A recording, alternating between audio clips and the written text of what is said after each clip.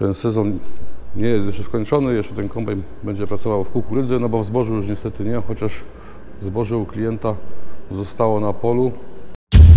Jakiś czas temu klient zgłosił problem z nierównomierną pracą silnika.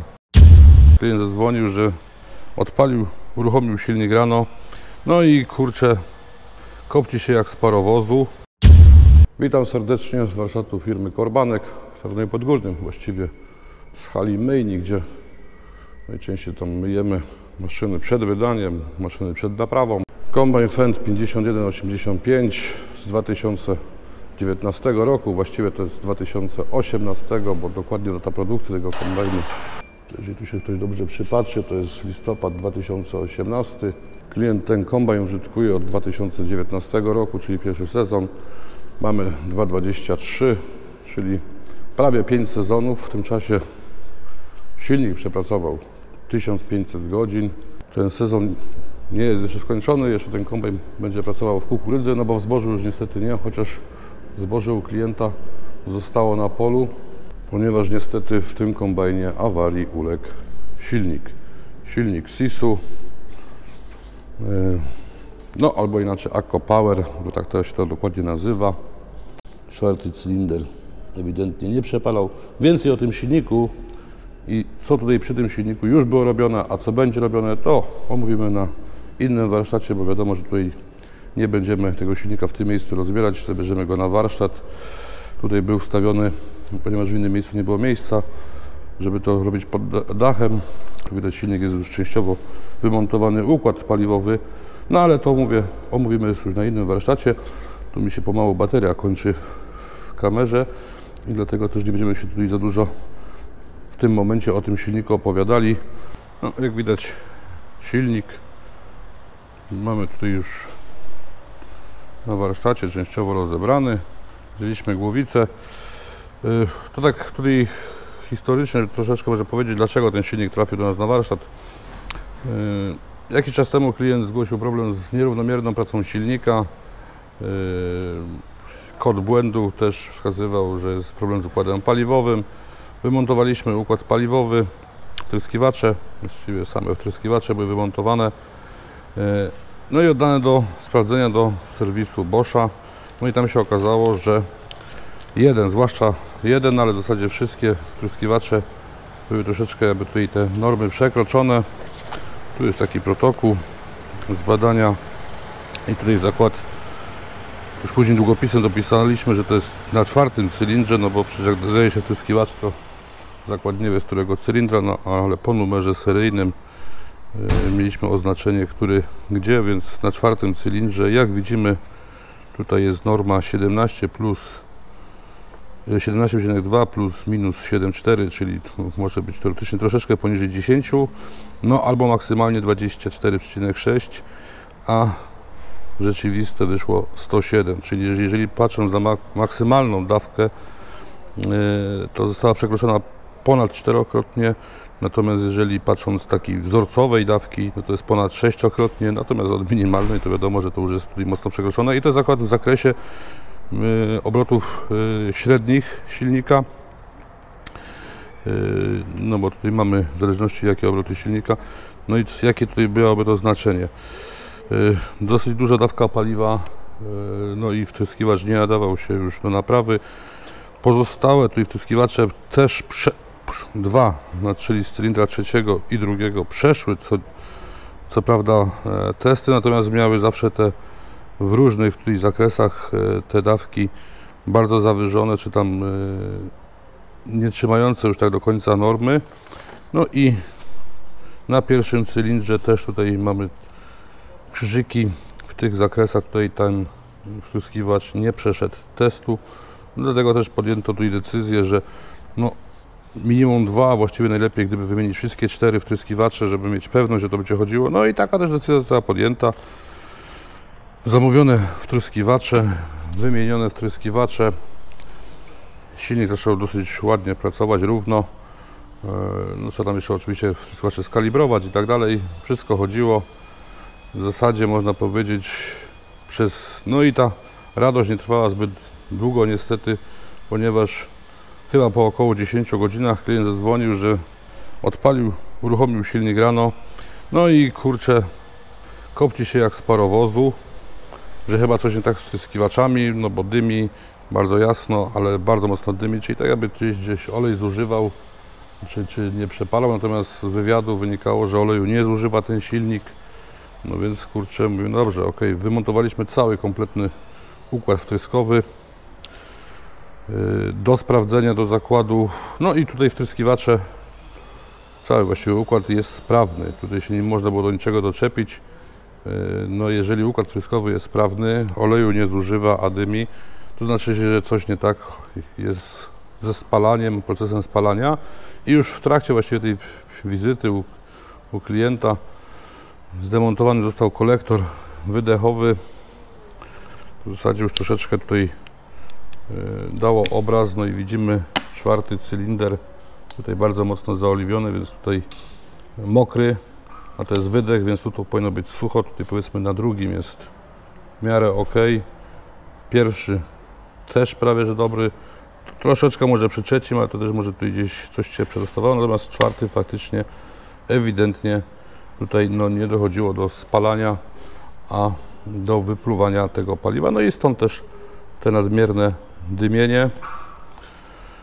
No i właściwie wtedy już było wiadomo, przypuszczenie, że to wtryski raczej będą dobre i nawet jak wymontowaliśmy układ wtryskowy, tutaj mamy, widać jak wyglądają gniazda zaworowe, zawory od spodu, ten 4. cylinder niestety jest cały mokry, że no, patrząc na obraz jak to wygląda, to raczej jest coś nie tak z komorą spalania, więc albo dziura w tłoku to jeszcze nie, no bo jakby była dziura w tłoku, to by był przedmuł do miski olejowej, natomiast no, było podejrzenie, że jeżeli wtrysk się okaże dobry, no to trzeba będzie się przygotować na to, żeby jednak wymontować silnik z kombajnu, no to właściwie teraz najlepszym było rozwiązaniem zabrać kombajn na warsztat. No i też jak tutaj robiliśmy już naprawę u klienta, tą polegającą na wymontowaniu układu wtryskowego, no to tak se kombajn ustawiliśmy, że w razie czego bez uruchomienia silnika, no bo pójdzie go wepchnąć na lawetę, no i przywieźć do warsztatu, no i też tak ostatecznie zostało zrobione. No i tutaj patrząc na tłok na 4. cylindrze, to też sobie jeszcze przed wymontowaniem silnika, tu już w warsztacie w Tarnowie sprawdziliśmy przez kamerę inspekcyjną, sprawdziliśmy jak wygląda komora spalania, no i tutaj widać, tak wygląda 4. cylinder, czyli tam gdzie ta dawka paliwa była znacznie przekroczona, zwłaszcza na tych obrotach średnich, czyli gdzieś jak się przejeżdżało z pola na pole, to tutaj dosyć duża dawka paliwa szła, zbyt duża, nie był w stanie tego, za mało powietrza, no i temperatura spalania niestety znacznie wyższa, no a to spowodowało tutaj, jak to widać prawie, że tłok zaczął płynąć, jeszcze troszeczkę zrobił dziurę, no i tak by się to skończyło. Pozostałe cylindry do porównania sobie można, przekręcimy, oj,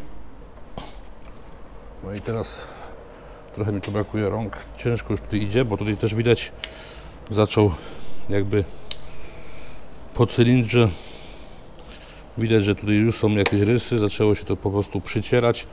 Długo by to niestety nie pochodziło, no bo taki nawet dylemat, może skończyć żniwa z dymieniem, no bo moc niby jeszcze miał, no ale to pewno by się skończyło tym, że stanąłby tu i tłok, dęba, korbowód wyszedł sobie z boku, no i byłby silnik do wyrzucenia i tak właśnie tu klientowi sugerowałem, że to nie ma co ryzykować, za duże ryzyko, bo to się może naprawdę źle skończyć. Cylinder, tłok przynajmniej, tłoki na 2. i 3. cylindrze wyglądają całkiem przyzwoicie.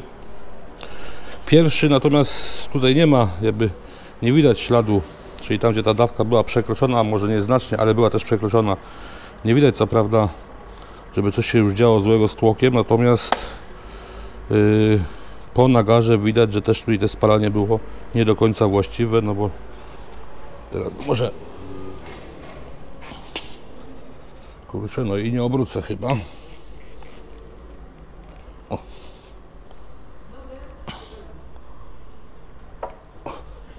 O, teraz poszło. Tak jak widać, tu mamy trzeci cylinder, drugi cylinder. Ten tłok jest tutaj czyściutki, czyli tutaj, gdzie te wtryskiwacze nie były w najgorszym stanie, troszeczkę to gdzieś tutaj coś widać, ale to nie ma tragedii. Tak widzimy cylinder na czwartym cylindrze. Są już rysy z góry na dół, czyli to już był początek zacierania się silnika i na pewno, gdyby to jeszcze chwilę pochodziło, to by się to faktycznie bardzo, bardzo źle skończyło dla tego silnika. No i teraz jeszcze chciałem pokazać ten pierwszy. No, brakuje trochę, momencik, odłożymy. Dwoma rękami to jednak idzie. No a pierwszy dla porównania wygląda tak. Czyli gdzieś tutaj nagar się już zaczął zbierać. No i też na cylindrze znowu przekręcimy. Tutaj cylindry są w miarę ładne. Kamerkę wpuściliśmy do środka, że gdzieś tam już jakieś ryski. O, tutaj widać, że zaczyna coś rysować, więc coś tutaj zaczęło się już powolutku dziać, więc albo wpadł nagar i nagar przerysował. No a to silnik by oczywiście chodził, tu by się nic złego już z tym nie wydarzyło, bo raczej pierścienie nie stanęły, więc tutaj gdyby stanęły, to wiadomo, że na czwartym. Także no, musimy dalej rozbierać, zobaczyć jak tam wygląda dół, zweryfikować wszystko, no i niestety przygotować kosztorys. Turbosprężarka tutaj leży, też ją trzeba będzie dać do zakładu, bo jeżeli się już tutaj wyczuwa luz, to też niedobrze. A druga rzecz, no to jeżeli się coś tam nie tak spalało i jakiś nagar, który odrywający się z tłoka, a gdzieś to się musiało wydostać, leciał sobie tam przez wirnik, no to jest ryzyko, że wirnik mógł stracić wyważenie. No i teraz zamontowanie takiej turbosprężarki no może spowodować jedno, że to za chwileczkę nam się turbo rozsypie. Tu też widać po tym, że temperatura spalania była dosyć wysoka, no bo tutaj to się to zaczęło przebarwiać i pewno wieczorem albo w nocy te turbo zaczęło świecić. No i to tak się dzieje, jeżeli po prostu nie tak idzie ze spalaniem, temperaturę gdzieś trzeba oddać, wiadomo, że to turbina. No, pierwsze dostaje kolektor, czasami się zdarzało, że kolektor potrafił pęknąć, natomiast no, tu po turbinie to też widać, jak czasami zaczyna świecić na czerwono turbosprężarka, to znaczy, że mamy coś nie tak z procesem spalania, no i zbyt wysoka temperatura panuje w komorze, no i tłok może tego nie. Oczywiście tutaj jest jakby prawie że 100% pewności, że mają rozwiązek z wtryskiwaczem, który no, miał przekroczoną dawkę, ale taki podobny przykład, może coś się podobnego wydarzyć, jeżeli na przykład dysza smarująco chłodząca w bloku silnika, to jak otworzymy silnik od dołu, byłaby uszkodzona na przykład, to też się zdarzało, tylko że wtedy dosyć szybko idzie, gwałtownie i dochodzi do zatarcia takiego tłoka, raczej prędzej chwyci na pierścieniach niż zdeformuje się dęko tłoka, czyli tam komora spalania. Później przy nowych wtryskiwaczach niestety to już też nie chciało tak chodzić jak powinno. Ten silnik ma 1500 godzin, tutaj jeszcze mamy pompę wody i raczej trzeba będzie ją wymienić, bo tu już jest też wyczuwalny luz, więc myślę, że przy tej całych kosztach naprawy warto pewno będzie tutaj też wymienić pompę wody, żeby za jakiś czas no, coś się nie wydarzyło, no i przypadkiem nie odleciała ta pompa wody i nie nabroiła jeszcze więcej niż teraz jest nabrojone w tym tutaj silniczku. Także no, rozbierzemy dalej, no i będziemy pokazywać co i jak wygląda od środka. Myślę, silnik, który nie powinno być większego problemu z naprawą, ponieważ no, tuleje są mokre, więc je po prostu się wymieni, tłoki też. Zobaczymy, ile będzie kosztował komplet, być może kupi się zestaw taki naprawczy. Wtedy to chyba najtaniej wyjdzie, niż bawić się na przykład wymianę dwóch tłoków, bo dwa na pewno trzeba wymienić. Myślę, że lepiej będzie sensowniej kupić zestaw naprawczy, czyli komplet tulei, komplet tłoków i to przełożyć. Głowicę oczywiście tak czy inaczej trzeba oddać do zakładu, do szlifierni, żeby splanowali powierzchnię. Przy okazji sprawdzimy też tej zawory, czy wystarczy je dotrzeć i będzie ok, czy być może jednak dostały coś się z zaworami wydarzyło, bo tutaj też zobaczymy, jeszcze widać troszeczkę, tak jak się człowiek by tu przypatrzył, może kamera tego nie oddaje, że jednak ten spuchnięty tłok, a właściwie jego denko zaczęło już pomału w głowicę uderzać, także to też tutaj, że tak powiem, w odpowiednim momencie ten silnik przestał być używany, no bo gdyby go dłużej używać, to na pewno byśmy mieli tutaj zupełnie inny obraz z instalacji, na pewno dużo w gorszym stanie by ten silnik wyglądał. A tak, no to wystarczy, mówię, wymienić tuleje, tłoki.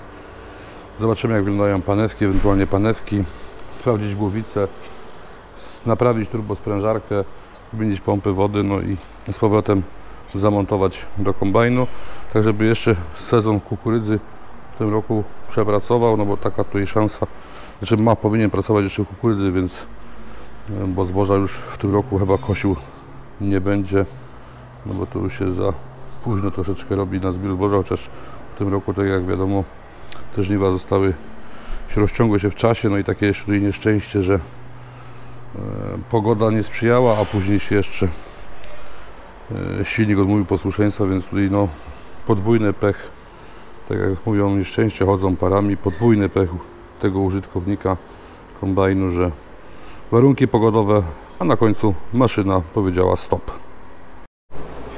No jak widać, mamy silnik rozebrany na drobne. Mamy ten najgorszy tłok z 4. cylindra po kolei i tutaj z 1. I w zasadzie można by powiedzieć, że jedne co musi być wymienione, to tak, tłok 4. cylindra plus tulej na 4. cylindrze, bo jak widać tu już jest porysowane. 3. cylinder jest ok, mógłby zostać.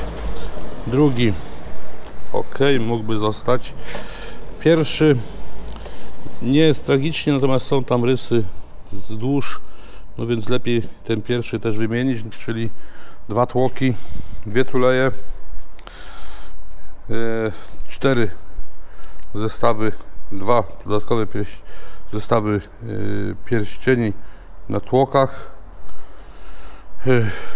Panewki by trzeba jeszcze wymienić niestety, bo też panewki, jak widać, jedno główne odkręcono, żeby zobaczyć, natomiast tam na korbowodowych też niestety te paneweczki w najlepszym stanie, tu może będzie widać, nie są, nie chcę tego podnosić w tej chwili, bo kurczę, za chwilę znowu będę cały upierdolony, za przeproszeniem. No i to by trzeba zrobić. Tutaj mamy blok, leży, blok jest brudny, no bo tak, nie myliśmy go z prostej przyczyny. Gdybyśmy go teraz umyli, no a składali go za 2 tygodnie, no to będzie rudy. Przed składaniem, wiadomo, trzeba wszystko dokładnie umyć i wtedy na bieżąco, zaraz na świeżo poskładać, olejem zalać i na pewno nic nie skorduje. Gdybyśmy teraz to umyli, to no jest takie ryzyko, że gdzieś tam się dostanie ta woda i koroduje, więc zupełnie niepotrzebnie. Także tutaj uprzedzam od razu, żeby przed komentarzami, że brudny blok. Jest to celowo zostawione niemyte. Czekaliśmy, tu klient był obejrzeć właściwie to i tak wstępnie wyliczaliśmy i gdyby teraz założyć, że trzeba wymienić te 2 tuleje, 2 tłoki, dodatkowo 2 zestawy pierścieni uszczelniających, zestaw uszczelek silnika, to nam wychodzi części około 13 000 złotych. Przepraszam, i plus panewki, tak? Komplet panewek głównych i komplet panewek korbowych. To jest około 13 000 złotych. Natomiast jest coś takiego, tutaj to zakład dosyć dobry stosunek ceny do zawartości. Zestaw naprawczy silnika, dedykowany pod konkretny silnik, w skład którego wchodzą 4 tuleje, 4 tłoki, zestaw panewek głównych, zestaw panewek korbowodowych, zestaw uszczelek silnika, filtr oleju silnika, i wtedy taki zestaw kosztuje 12 tysięcy złotych. No więc jakby tutaj na logikę biorąc i jeżeli patrząc o koszty, to zdecydowanie lepiej będzie wymienić cały zestaw tulei, wszystkie tłoki, czyli zamówimy zestaw naprawczy tego silnika, wtedy wszystkie części tutaj będą założone nowe i dodatkowo będzie to o 1000 zł taniej w stosunku do tego, gdybyśmy wymienili rzeczy tylko te, które faktycznie są uszkodzone. Wiadomo, no dojdzie jeszcze ta nieszczęśliwa pompa wody, która tam jest troszeczkę już na niej luz. No i to pompa kosztuje prawie 2000 zł. Dojdzie tam taki filtr od powietrznika skrzyni korbowej, no bagatelka 1000 zł, więc tu już mamy 12 plus 3, 15. Do tego trzeba doliczyć, jeszcze będzie tam, co to jeszcze liczyłem? Aha, przewody układu ssącego, przewody układu chłodzącego, których tu akurat nie widać, bo są na silniku. No więc jak to wszystko tak policzyłem, to wychodzi, części wychodzą plus minus 17 tysięcy złotych. Wyremontowanie takiego silniku bez wału, no bo wał jest tutaj ok, nic tu z wałem nie trzeba będzie robić. Dojdą jeszcze pewno inne koszty, no bo dojdzie regeneracja głowicy, planowanie plus tam docieranie zaworu, to jest około 1500 zł. Dojdzie coś takiego jak sprawdzenie i tutaj na pewno naprawa turbosprężarki, to też pewno około 1500 zł. No więc tak troszeczkę tutaj w ten silnik niestety wleci. Ja myślę, że ta naprawa silnika zamknie się kwotą plus minus 25 tysięcy złotych netto. Można powiedzieć, że to jest dużo pieniędzy, no ale patrząc na to, że jest to silnik produkcji zachodniej, to 25 tysięcy to już akurat na wielu użytkownikach tego typu maszyn nie robi większego znaczenia, bo są już przyzwyczajeni też do tych wyższych troszeczkę cen. To nie wiadomo, że nie jest Ursus, chociaż by ktoś tak popatrzył, to prawie jak od Ursusa. No ale ceny są troszeczkę inne i dlatego to troszeczkę też więcej niestety wszystko potem kosztuje. No, to dosyć dużym kosztem jednak będzie też sam koszt robocizny, bo wymontowanie silnika z kombajnu, rozebranie, ponowne zmontowanie i zamontowanie, no to też ten czas niestety trzeba zapłacić. Samo to się nie chce zrobić, to nie są te same części, chyba że ktoś by sam to regenerował, no to wtedy wiadomo, że zestaw naprawczy do silnika 4-cylindrowego Akko to jest wydatek około 12 tysięcy złotych. Na ten moment tutaj zakończymy ten przynajmniej część, czy ten film o tym silniku, no bo może nakręcimy, jak czas oczywiście pozwoli, bo to też różnie. Mogę coś tutaj planować, a wyjdzie coś innego. No jak będziemy silnik już montować, no i później pewne z odpalenia silnika, jak to chodzi po naprawie, jak to wygląda. Tymczasem serdecznie dziękuję za uwagę. Oczywiście zachęcam do oglądania filmów na naszym kanale.